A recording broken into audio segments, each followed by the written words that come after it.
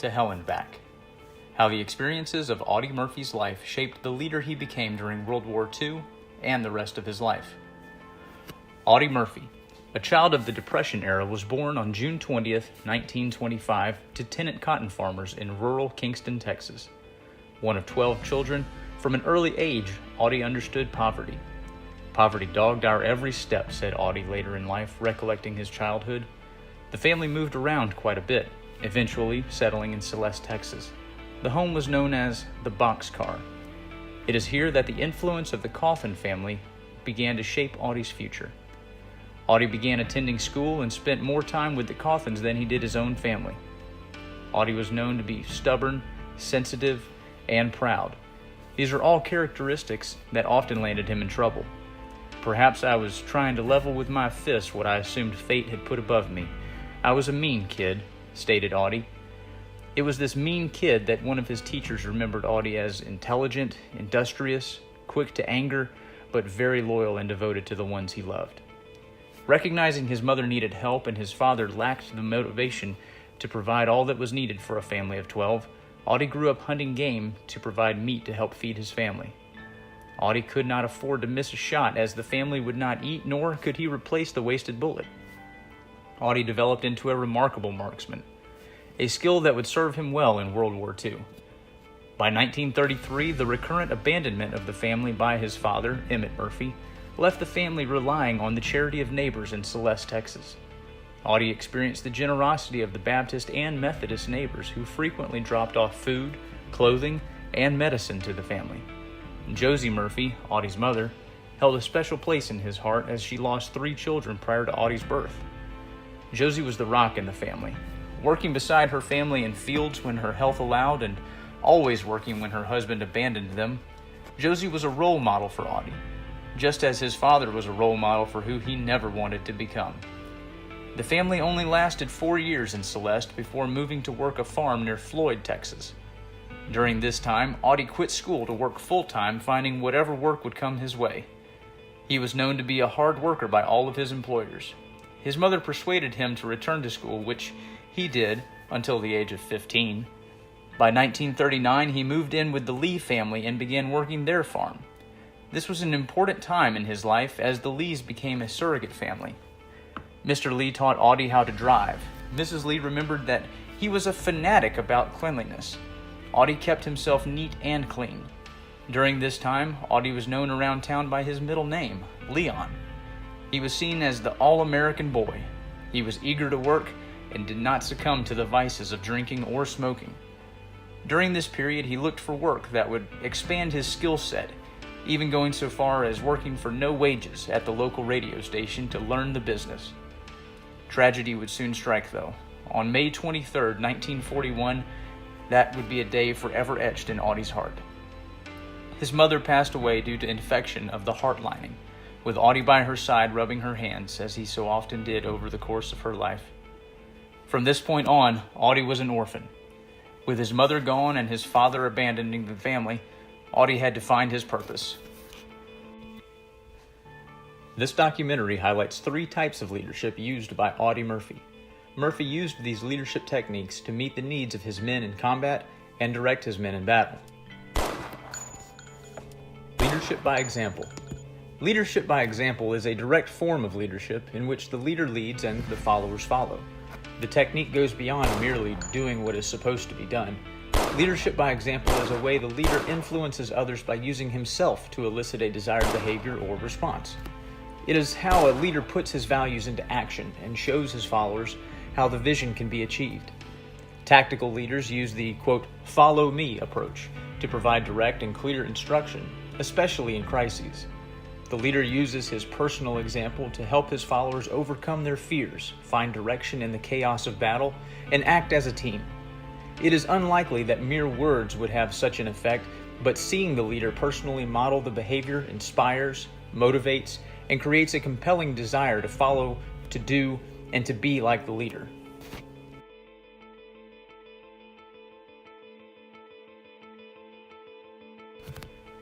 Servant leadership. A number of scholars have identified characteristics of servant leadership. The idea of servant leadership was proposed by Robert Greenleaf in 1977 and continues to have an impact on the way people lead. The servant leader is servant first. Servant leadership begins with the natural feeling that one wants to serve first. Then conscious choice brings one to inspire to lead. A servant-first personality is very different from one with a leader-first personality. The servant first makes sure that the people's highest priority needs are being served. Later, James Sipe and Don Frick attempt to expand on Greenleaf's insights in defining a servant leader. A servant leader is, quote, a person of character who puts people first.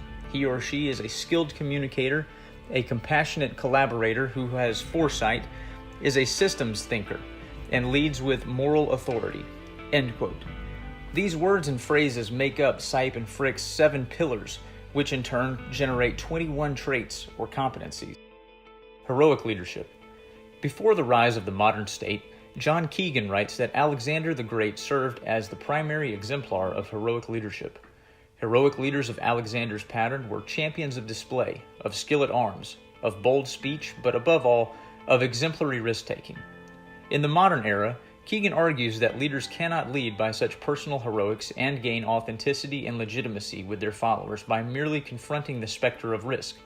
While Keegan correctly describes the diffusing societal effects that have impacted leaders in the broad sense, there still remains the moments of crisis that demand the qualities of action, example, and risk-taking.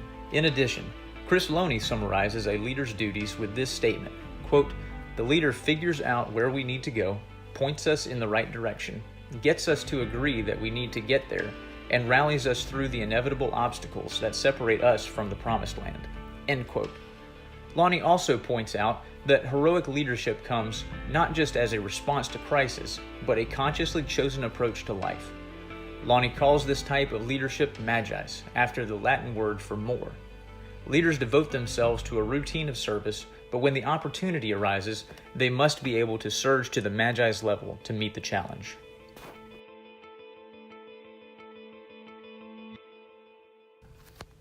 Demonstration of leadership by example.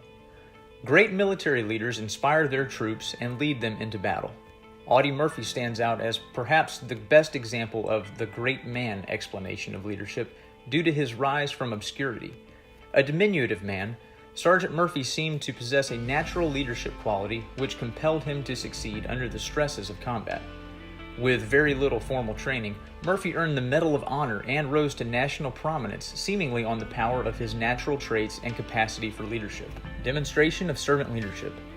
One of the characteristics that makes Audie Murphy one of the all-time greatest leaders is his willingness to serve others. Throughout his life, Audie was put into situations where he could have given up on his troops or his family, but chose to have the heart of a servant leader. From a young age, Audie had to provide for his family, and he chose to do this with a servant's heart, to help his family in any way possible. The perfect example later in Audie's life of servant leadership was at Culmer Pocket when, even though wounded, he remained with his men and led them to repel a German counterattack. Audie risked his own life for his brothers in the war, and through this, it allowed them to see how great of a leader he was and that he was there to serve and not just bark orders. Demonstration of heroic leadership. Heroism can be simply defined as fulfilling a higher purpose. Based on that, heroism can manifest itself in many ways. In this respect, many people perform heroic deeds on a daily basis, both big and small. Audie Murphy was a true hero who displayed leadership from an early age. He took it upon himself, after his father abandoned their family, to help support the family by quitting school and going to work. He did this throughout his early life. He worked as hard as he could to keep his family together. After the passing of his mother, though, he was unable to keep all of his siblings together. He had to make the tough decision to put his younger siblings in an orphanage. He did this in an attempt to better himself by joining the Army after the attacks on Pearl Harbor. It is here where most people see his heroic deeds begin. What sets some people apart from others is the sacrifices they may have to make to simply show leadership in a time of extremely high danger. It is here that Audie Murphy demonstrated heroic leadership of the highest order. Murphy showed very early in his military career that he was a leader. Although he was small in stature, he commanded the respect of his peers through the actions he performed. One such occasion was when Murphy single-handedly wiped out a German machine gun nest after his friend was killed in combat, earning the Distinguished Service Cross. Shortly after this, he was awarded the Silver Star for other heroic acts in combat.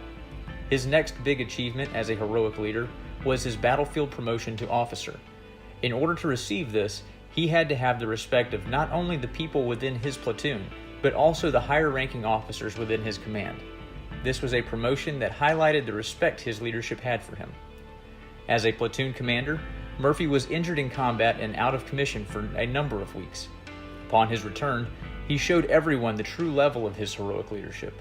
With his platoon's position being overrun, he ordered the men to retreat. Murphy then stayed back and almost single-handedly fought off the Germans until his platoon could regroup and make a counterattack that would move the Germans back. These actions led Murphy to be awarded the Medal of Honor, our nation's highest decoration for a soldier in combat. This may have been where his heroic leadership ended in combat, but not in life. Upon returning home, Murphy removed his siblings from the orphanage and raised them himself. Murphy had a hard time adjusting to civilian life at first. He developed what we now know as post-traumatic stress disorder, or PTSD. Back then, there was no such diagnosis. He became addicted to sleeping pills as a result of his condition.